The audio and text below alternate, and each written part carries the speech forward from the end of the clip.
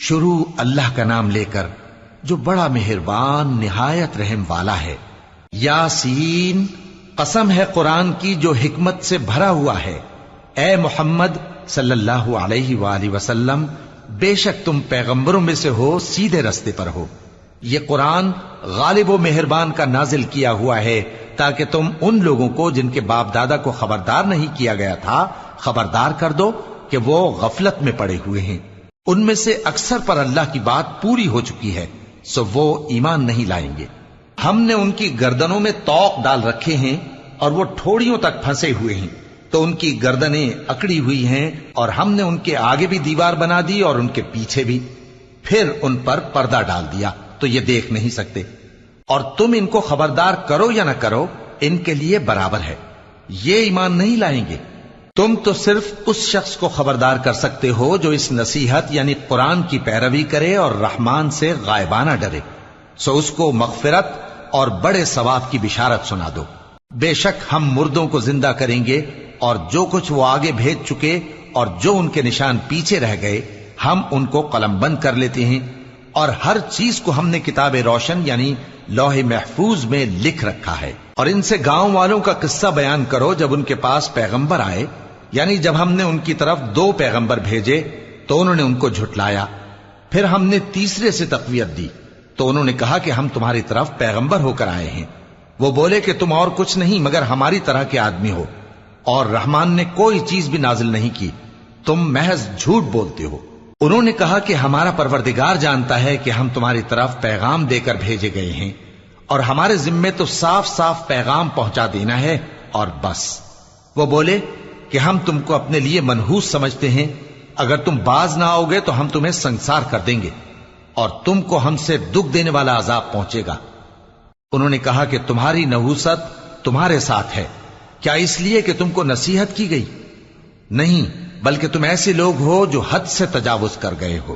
اور شہر کے پرلے کنارے سے ایک آدمی دوڑتا ہوا آیا، کہنے لگا کہ اے میری قوم، پیغمبروں کے پیچھے چلو، ایسوں کے جو تم سے صلہ نہیں مانگتے اور وہ سیدھے رستے پر ہیں۔ اور میں کیوں اس ذات کی پرستش نہ کروں جس نے مجھے پیدا کیا اور اسی کی طرف تم کو لوٹ کر جانا ہے؟ کیا میں اس کو چھوڑ کر اوروں کو معبود بناؤں کہ اگر رحمان مجھے نقصان پہنچانا چاہے تو ان کی سفارش مجھے کچھ بھی فائدہ نہ دے سکے اور نہ وہ مجھے چھڑا ہی سکیں؟ تب تو میں کھلی گمراہی میں پڑ گیا۔ میں تو تمہارے پروردگار پر ایمان لایا ہوں، سو میری بات سن رکھو۔ حکم ہوا کہ بہشت میں داخل ہو جا۔ بولا کاش میری قوم کو پتا چل جائے کہ میرے رب نے مجھے بخش دیا اور مجھے عزت والوں میں شامل کیا، اور ہم نے اس کے بعد اس کی قوم پر کوئی لشکر نہیں اتارا اور نہ ہم اتارنے والے تھے۔ وہ تو صرف ایک چنگھاڑ تھی، سو وہ اس سے ناگہاں بجھ کر رہ گئے۔ بندوں پر افسوس کہ ان کے پاس جب کوئی پیغمبر آتا تو وہ اس سے تمسخر ضرور کرتے۔ کیا انہوں نے نہیں دیکھا کہ ہم نے ان سے پہلے بہت سے لوگوں کو ہلاک کر دیا تھا؟ اب وہ ان کی طرف لوٹ کر نہیں آئیں گے، اور سب کے سب ہمارے روبرو حاضر کیے جائیں گے۔ اور ایک نشانی ان کے لیے زمین مردہ ہے کہ ہم نے اس کو زندہ کیا اور اس میں سے اناج اگایا، پھر یہ اس میں سے کھاتے ہیں، اور اس میں کھجوروں اور انگوروں کے باغ پیدا کیے اور اس میں چشمے جاری کر دیے تاکہ یہ ان باغوں کے پھل کھائیں، اور ان کے ہاتھوں نے تو ان کو نہیں بنایا، تو پھر کیا یہ شکر نہیں کرتے؟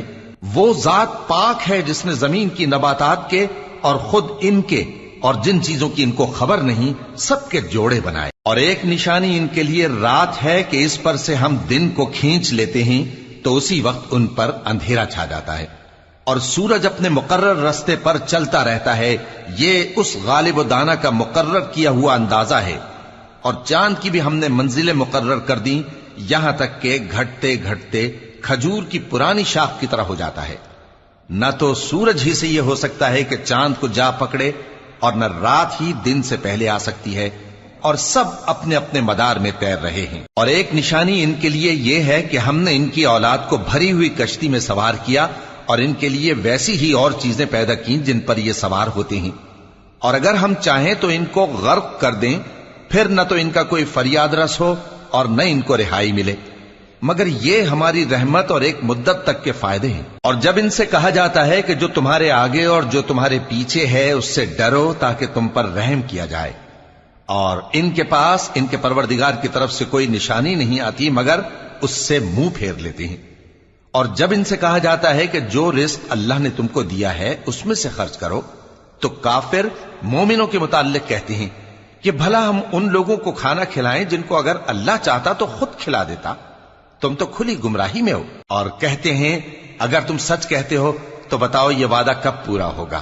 یہ تو ایک چنگھاڑ ہی کے منتظر ہیں جو ان کو اس حال میں کہ باہم جھگڑ رہے ہوں گے آ پکڑے گی، پھر نہ تو یہ وصیت ہی کر سکیں گے اور نہ اپنے گھر والوں میں واپس جا سکیں گے۔ اور جس وقت سور پھونکا جائے گا یہ قبروں سے نکل کر اپنے پروردگار کی طرف دوڑ پڑیں گے، کہیں گے ہائے بربادی، ہمیں ہماری خوابگاہوں سے کس نے جگہ اٹھایا۔ یہ وہی تو ہے جس کا رحمان نے وعدہ کیا تھا اور پیغمبروں نے سچ کہا تھا۔ وہ تو صرف ایک زور کی آواز ہوگی کہ سب کے سب ہمارے روبرو آ حاضر ہوں گے، پھر اس روز کسی شخص پر کچھ بھی ظلم نہیں کیا جائے گا اور تم کو بدلہ ویسا ہی ملے گا جیسے تم کام کرتے تھے۔ اہل جنت اس روز عیش و نشاط کے مشغلے میں خوش ہوں گے، وہ بھی اور ان کی بیویاں بھی سایوں میں تختوں پر تکیے لگائے بیٹھے ہوں گے، وہاں ان کے لیے میوے ہوں گے اور جو وہ منگوائیں گے ان کو ملے گا۔ ان کو پروردگار مہربان کی طرف سے سلام کہا جائے گا، اور وہ فرمائے گا کہ گناہ گارو تم آج الگ ہو جاؤ۔ اے آدم کی اولاد، کیا میں نے تم سے کہہ نہیں دیا تھا کہ شیطان کو نہ پوجنا، وہ تمہارا کھلا دشمن ہے، اور یہ کہ میری ہی عبادت کرنا یہی سیدھا رستہ ہے؟ اور اس نے تم میں سے بہت سی خلقت کو گمراہ کر دیا تھا، تو کیا تم سمجھتے نہیں تھے؟ یہی وہ جہنم ہے جس کے تمہیں دھمکی دی جاتی تھی، جو تم کفر کرتے رہے ہو اس کے بدلے آج اس میں داخل ہو جاؤ۔ آج ہم ان کے منہوں پر مہر لگا دیں گے اور جو کچھ یہ کرتے رہے تھے ان کے ہاتھ ہم سے بیان کر دیں گے اور ان کے پاؤں اس کی گواہی دیں گے، اور اگر ہم چاہیں تو ان کی آنکھوں کو مٹا کر اندھا کر دیں، پھر یہ رستے کو دوڑیں تو کہاں سے دیکھ سکیں گے؟